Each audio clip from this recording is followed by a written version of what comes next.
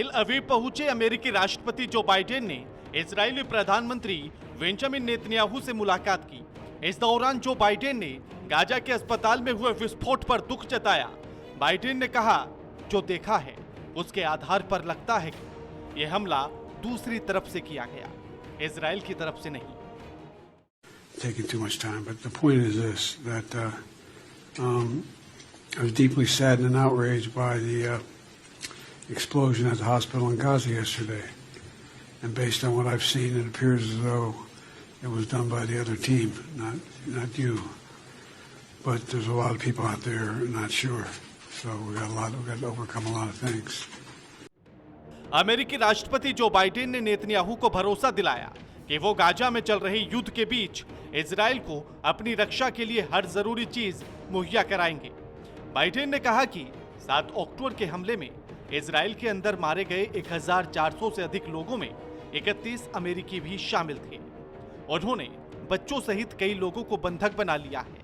उन्होंने ऐसे अत्याचार किए जो ISIS को कुछ हद तक अधिक तर्कसंगत बनाते हैं। Terrorist group Hamas has slaughtered, as has been pointed out, over 1,300 people, and is not hyperbole to suggest slaughtered, and including 31 Americans as part of that. And they've taken scores of people hostage, including children. You said, imagine what those children hiding from Hamas were thinking. It's beyond my comprehension to be able to imagine what they're thinking. Beyond my comprehension.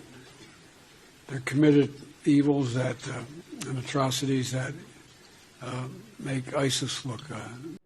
इधर Israel के PM Benjamin Netanyahu ने Joe Biden का धन्यवाद किया है। Netanyahu ने कहा कि धन्यवाद राष्ट्रपति महोदय, आजकल और हमेशा इजराइल के साथ खड़े रहने के लिए आपका धन्यवाद। Mr. President, for the people of Israel, there's only one thing better than having a true friend like you standing with Israel, and that is having you standing in Israel. Your visit here is the first visit of an American president in Israel at a time of war. It is deeply, deeply moving. It speaks to the depth of your personal commitment to Israel. It speaks to the depth of your personal commitment to the future of the Jewish people and the one and only Jewish state. Hamas के हमले के बाद Israel ने जब counter attack किया, तब से America लगातार इजराइल के संपर्क में है, हर संभव मदद मुहैया करा रहा है। यहां तक कि अमेरिका का विशेष अभियान बल योजना और खुफिया जानकारी की मदद से इजराइल सेना की सहायता की जा रही है। इसके अलावा अमेरिकी हथियारों की खेप भी इजराइल भेजी जा चुकी है और उम्मीद ये है कि अब आगे भी इजराइल को अमेरिका की मदद मिलती रहेगी।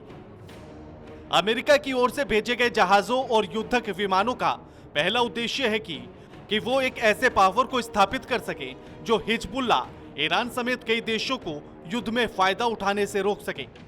दरअसल अमेरिका ने इस क्षेत्र की परिस्थितियों को ध्यान में रखकर सैन्य अब तक भी जो सहायता सेनाएं भेजी हैं, वो इन सब से कहीं ज्यादा सक्षम है।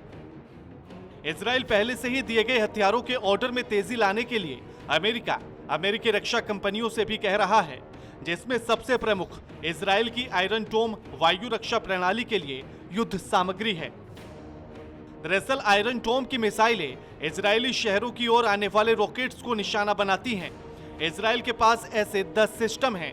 7 अक्टूबर के हमले से शुरुआत करते हुए हमास ने इजराइल पर 5000 से अधिक रॉकेट दागे हैं, जिनमें से अधिकांश को सिस्टम रोकने में सक्षम रहा। इसके अलावा अमेरिका की सबसे बड़ी मदद पेंटागन के Gerald R Ford carrier strike group को इजराइल की ओर भेजने की घोषणा करना है। अमेरिका ने करीब 5000 चालक दल के साथ जहाज को जल्द से जल्द पूर्वी भूमध्य सागर में जाने का आदेश दिया था। यह कैरियर एक प्राथमिक कमांड और नियंत्रण संचालन केंद्र है और सूचना युद्ध का संचालन करने में भी सक्षम है। यह E-2 हॉकआई निगरानी विमानों को लॉन्च और लैंड करा सकता है। इसके साथ ही पेंटागन ने पूरे मध्य पूर्व के ठिकानों पर A-10, F-15 और F-16 स्क्वाड्रन को मजबूत करने के लिए अतिरिक्त युद्धक विमानों को भी भेजने का आदेश दिया है। जरूरत पड़ने पर और भी अन्य युद्धक भेजे जा सकते हैं। Special desk report, AMV network.